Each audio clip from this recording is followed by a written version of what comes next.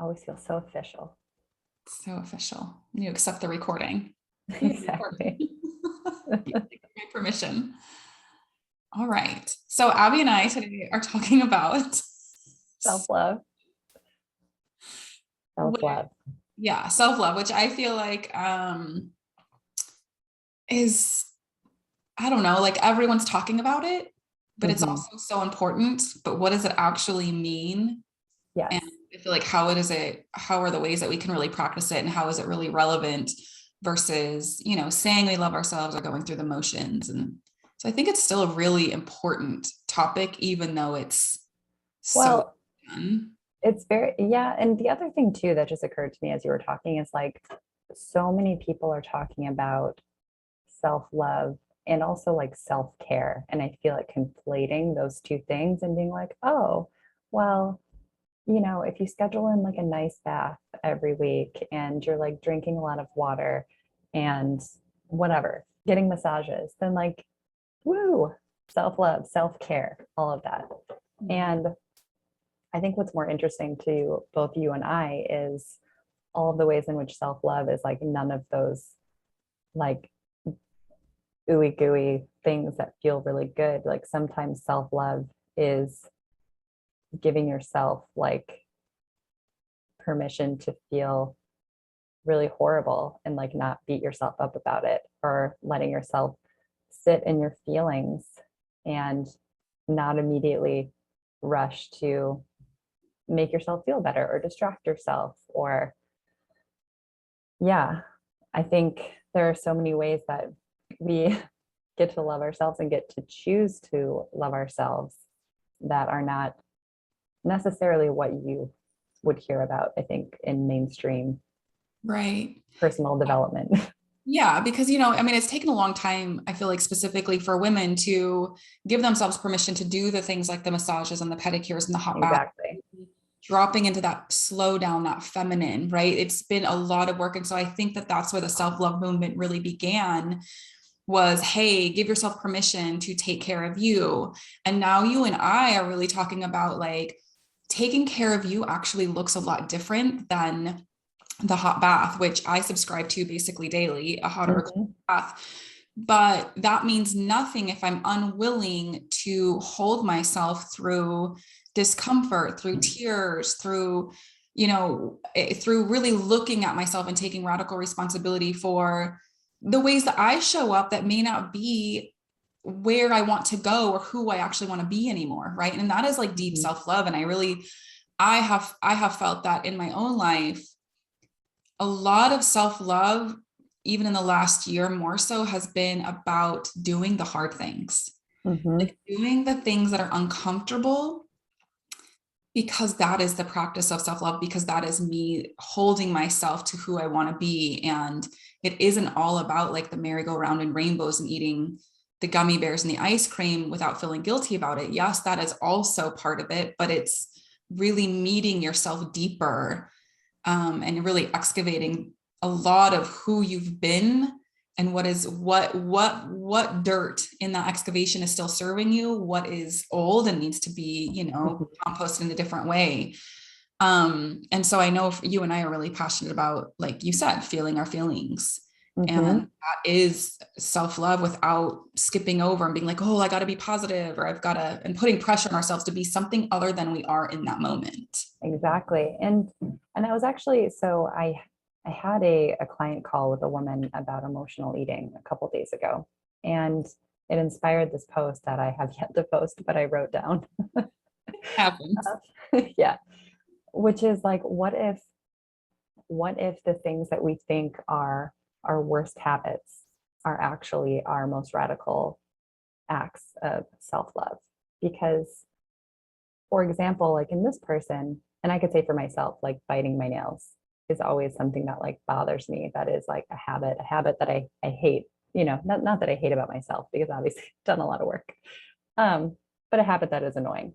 And for this other person, it's like, what if, you're using food because when you grew up, you were in an unstable environment and food was the thing that you saw, being used in celebration and for comfort and like to grieve when things happened? And what if by you choosing to use food in those ways was your way of nurturing yourself and your way of allowing yourself to feel these feelings and not necessarily just like shove them away, but that's how you gave yourself love. And so it's like getting to the core of these things that don't need to be judged as bad or wrong. They just are.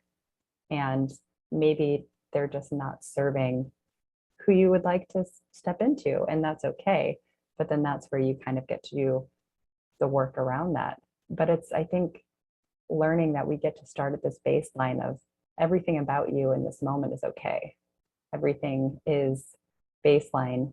I don't even want to say good, because again, I kind of hate using like the good and bad or good versus evil construct, right? So like every part of us is okay. We're all, Well, yeah, it's absolutely okay, because it's all ways in which we created our safety, created this feeling mhm, of I'm going to be loved and I'm not going to be abandoned, right? The core wounds. So mhm, it is all okay, because it is all a part of our subconscious programming, those mhm. patterns. And that is how we got to where we are now. And had we not had those, maybe we wouldn't be where we're at, and maybe it would be a little bit more dire straits, or we don't know, right? So I love that, because it's like when we really take the perspective of when I was a little person, a little girl or a little boy, this is what I learned. This is what I taught myself or learned from society or whatever, my caregivers, in order to Exactly. feel okay, to feel good, to feel safe, to feel loved, all the core things that we really need. Then it is okay when you really take that perspective of like that little girl, your client, learn Mhm. to emotionally eat. It, Yeah. it doesn't And have if to you live in be. a chaotic environment and you're trying to just figure out how to give yourself some stability, it's Yes. like all of the ways in which we learn to keep our internal state as like in as much homeostasis as possible.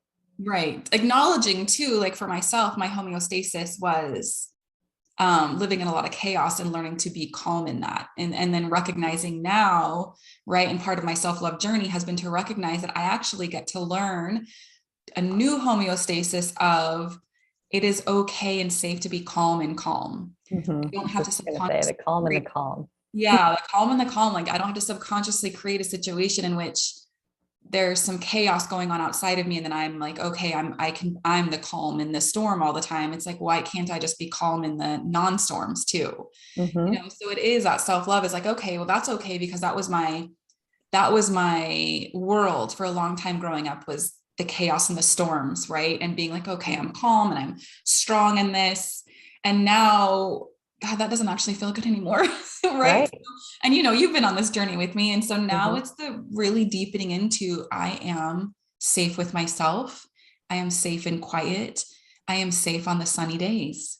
Mhm. And so the self-love journey is really so deep. And then we can use the practices to really like, I don't know, like what's the word I'm looking for? Like kind of just nurture or hold some of that together. So like the hot bath, right? Or even sometimes the Mhm. cold bath, because that is Not for activating. me, but for you, that's great. Yeah. So the cold bath, I do cold baths, ice baths to help activate my nervous system and hold myself in that Mhm. And activation, discomfort. in the discomfort, yes, and breathe through that, and helps my anxiety and all. I mean, there's so many benefits to Mhm. it if you're called to it. But then we get to use those practices. My point being is to kind of like nurture the deeper work that we're doing, Mhm. and be really soft with ourselves through that process, because as you know, it's not all rainbows and butterflies, but it is Right. so beautiful on the other side. Well, and you get to then choose what other ways in which you get to nurture yourself. What other ways can you get those same feel good feelings or come back to homeostasis or feel very at peace and very comforted, very supported, that support the life that you then want to be living moving forward. And like everything that you're talking about. And I know for me, like going back to my own childhood, I was very, I was the youngest of a lot of kids, and everybody, it was very chaotic in terms of just everybody, doing a lot of things. And I think my role was more of being like the peacemaker, or the one who like was not a problem, quote unquote, or the one who was like, she was the easy child, and like taking pride in being easy, and then feeling like now as an adult, well, what if I'm not easy? What happens if I have an opinion? What happens if I have a voice and I, make some ripples or make some waves? And that has been a fun learning experience for me, especially with my parents in the last few years. Yeah.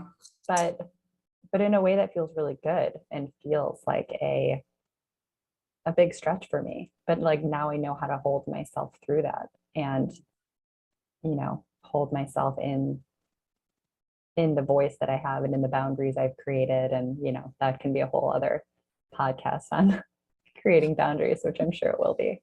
Yes, absolutely. And I relate to you in that a lot, because that's one thing my mom always said was like, you were such an easy kid. Mm-hmm. So easy. And part of me is like, I don't know that I ever thought that I had a choice to be otherwise. Right. Like I don't think that there was an option for me not to be. So I think you and I both identify with that, of like, we were not the problem children. And so navigating, like, I might rock the boat with my truth, with Mm-hmm.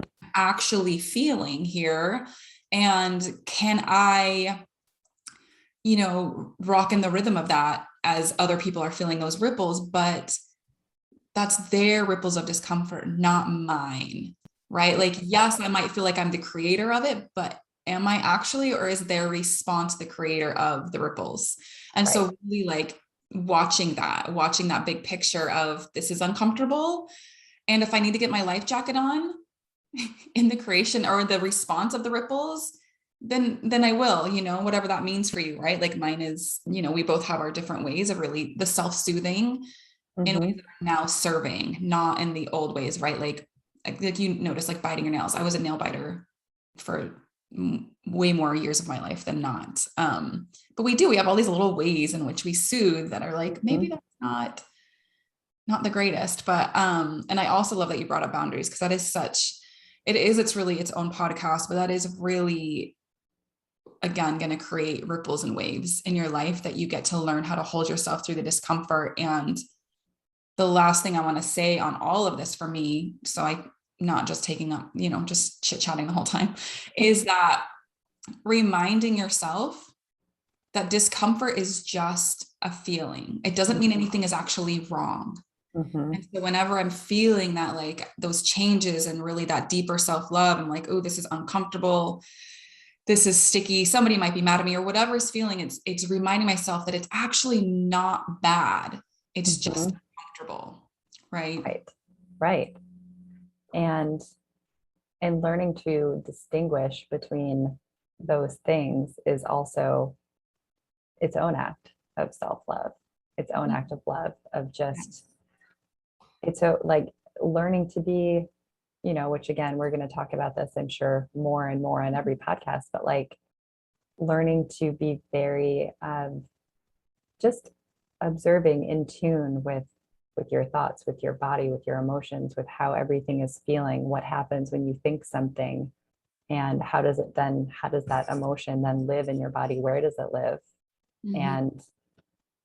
And being able to kind of look at that and see and feel and understand if any of that is even real.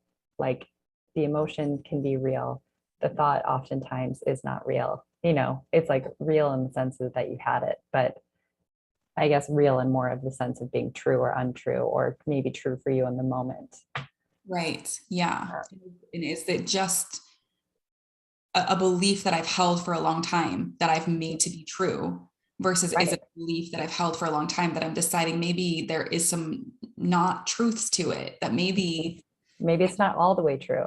Yeah, that I subscribed to this belief because I needed to. And you don't even have to know why you needed to, right? Like you have to dissect the roots of like why I needed to. It's just okay. But now I get to remember that beliefs are subscriptions.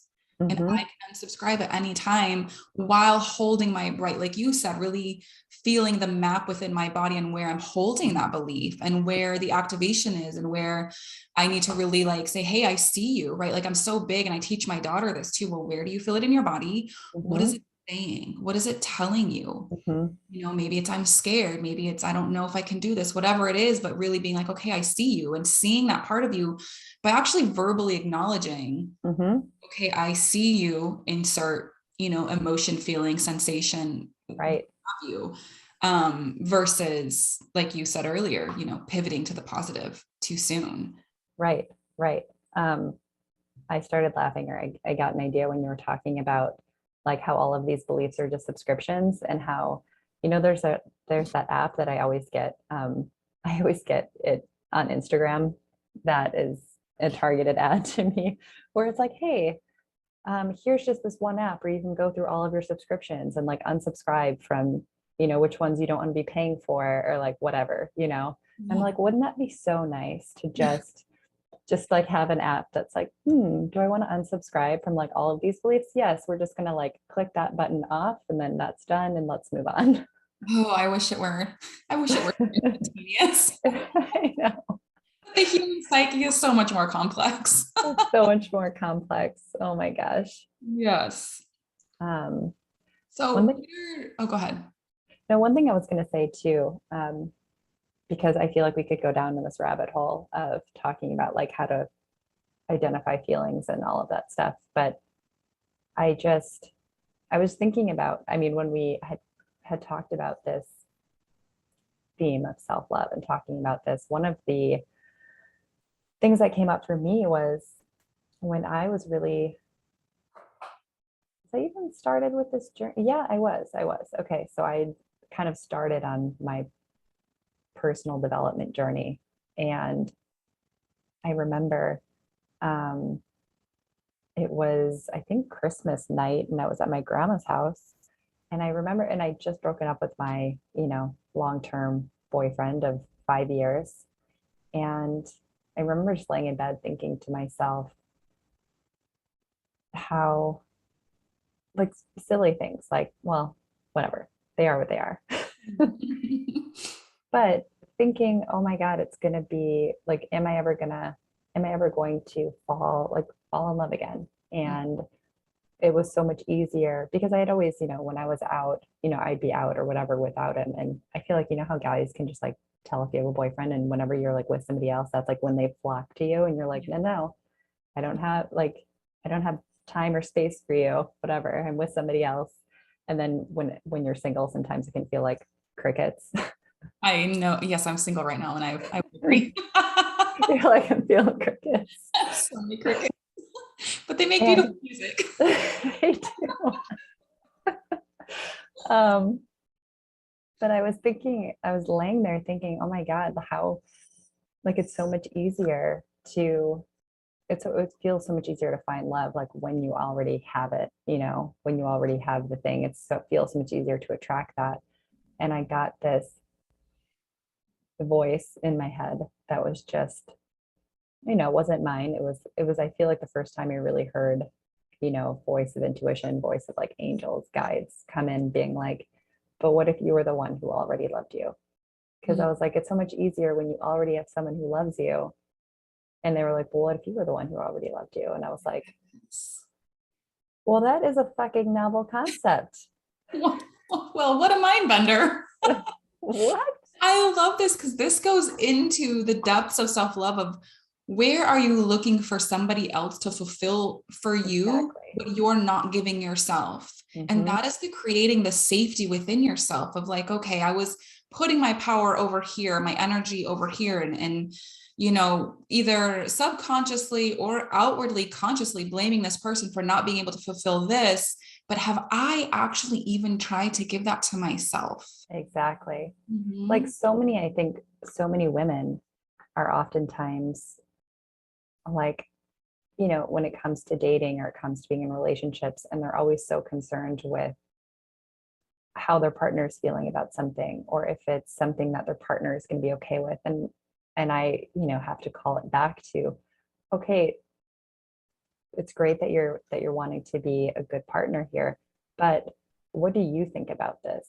Is this person even the kind of person that you want to be with? Who cares if they don't like you? Do you even like them? Like, are they even the kind of partner that you want to be with? Are they even, did they even have any or all of the qualities or whatever? And just taking it back to, okay, no, what do I actually want for myself? What am I looking to create for myself in my life? Not even just in relationships, but with Yes. any relationship that you're in. Yeah. Relationship, with job, with money, with success, with career. Yes. All of friendships, sisterhoods. Mhm. Yeah. And do I like who I have to be in order to maintain this relationship? Exactly. Am I making myself small, or am I am I making molding? myself less? Yes. And am I Yeah. molding, am I bending to try to understand, to become somebody different, Mhm. and that self-betrayal becomes really loud when you let yourself be really honest, and also let yourself walk through the fires of potentially being very alone for a while. Yeah. When you no longer allow yourself to betray yourself, people will fall away and it will get a little lonely. Or I don't even want to say, I haven't experienced loneliness in a long time, as I've, walked through the fires of my last 18 months of a lot of aloneness, but Mhm. there is an alone energy around it, but not lonely, because the depths of which you hold yourself, and that's that real self-love, like you and I are talking about, authentic, raw, unfiltered Mhm. self-love, straight from God, straight from the earth, straight from, Mhm. like there's no cleaning it up, because it's so raw that loneliness dissipates. But Right. it is, it's a journey of like, okay, some fire, some things are getting burnt down, or a lot of things. Well, and like you're saying, people will fall away, but you will actually find yourself probably maybe for the first time. Mm, priceless. So it might feel, I don't know, it might feel lonely, as if the people who are not really meant to be in your circle are no longer there. And that is a different kind of discomfort, because as part of the human experience, we want to be social and part of groups and part of things. And it's not saying that you need to like get rid of all of your friends. It's just, God, again, like back to boundaries, like holding the, your circle open for only the people of the highest, like who are going to help you, and you help them be kind of the best versions Yeah. of yourself, and Yes. putting yourself in relationship to people only with like the highest standards in Yes. that way.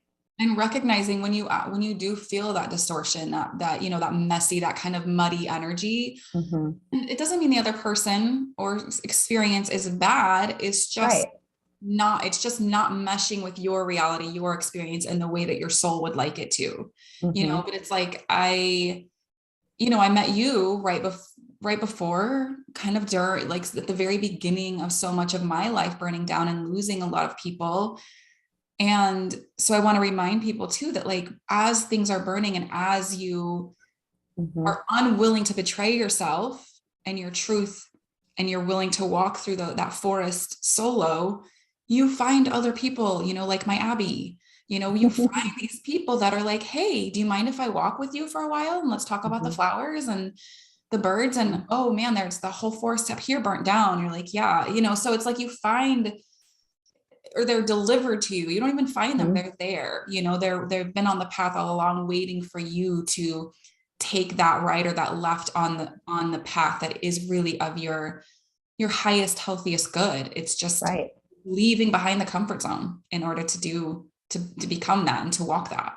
Right. And, again, this could be, well, this will be a whole other podcast just on energetics of things, but it's like when you're the energetic of who you're holding space for, who you're holding, like the energetic of the blueprint of the kind of person that you'll allow into your field, those people will then start to come into your field, and other people will just naturally fall away, because you just Yeah. don't have space in your zone for them anymore.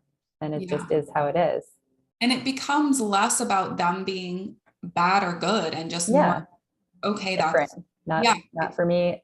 And maybe they served you well and taught you a lesson at some point in your life, and then you get to move on, and you both get to move on. Yeah. And also I'm not for them. And that doesn't make me bad or Mhm. better or worse or anything. Yeah, it just is.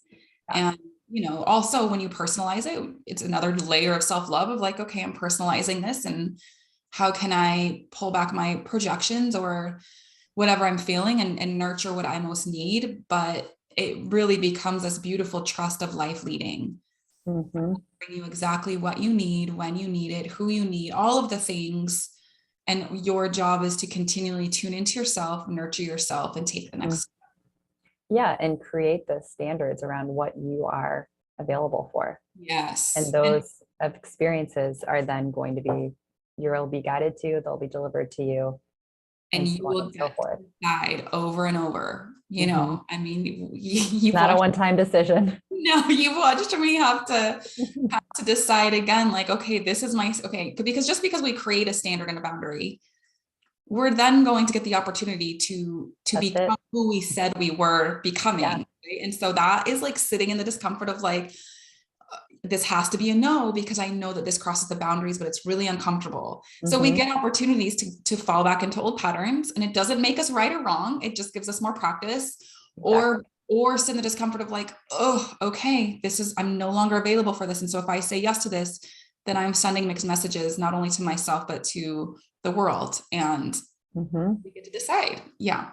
And taking it back to our original topic of self-love, this is, this is, I feel like, the true depths of what it means in reality is choosing every day who you want to be, what you're available for, that regardless of like how it all goes, you are going to sit with yourself, love yourself, nurture yourself through it, even if you fuck it up, because we all do. We're all going to like do stupid shit. And is it stupid? It might feel stupid to your human brain, but maybe it was the lesson you needed to learn. And just like allowing all of the things to flow through you and you to flow through it, while continually making the choice of what you want and who you want to be, Yes. And yeah, and choosing yourself every yeah. day. And that's not bad. Like, No, yourself is so good. so good, So good. so good. And it's Oh, just uncomfortable in the beginning. And it's still uncomfortable. I mean, there's times that even now I'm like, oh, this feels a little bit, quote unquote, selfish. But is this what's going to fill my cup to be able to then fill others?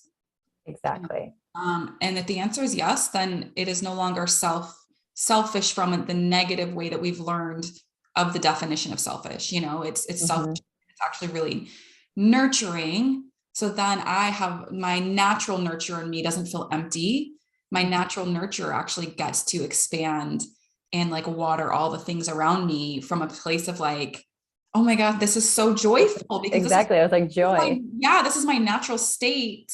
Whereas if we don't listen, we're really doing it from the emptiness that we know that creates resentment, and there's a whole ripple effect, and just an opportunity for us to get back in alignment if we fall back into those pleasing patterns. But yeah, I think you and I are making it really clear that we could just talk about this subject for like 5 more episodes. I know. I just had a vision of you just like kind of walking, not even walking, but like skipping around like a yard with like a watering can, and just watering little like sparkles of water on like different areas of your life and different people, and being like, see, and this is what it looks like. This is great, graphic. gonna gonna just let it spray all over myself, and then I'm gonna fill it up and Oh, water everything around me. I like that visual though. It's true. It's true. Yeah, That's the way it gets to be. it is. I So think, I think this was a good really good I don't even take off point of self-love. Just getting started. it's a good takeoff on this. And we've dived into several other topics that we can go into in more depth. Yeah. But I think that, the foundations of what it is are obviously very covered in this episode. And so, let us know, share with us, like, what are Mhm. your favorite ways to practice self-love, or what have you learned about yourself in the process? And also, if you'd like to hear more, drop us Yeah, and comments on what you want to hear and talk about and want us to go deeper into. and if you want to share your journey with it, we'd love to hear it too. Yes, absolutely. So, okay, well, this is so much fun. And we will talk to you guys soon, or you, everybody. Bye. So awkward.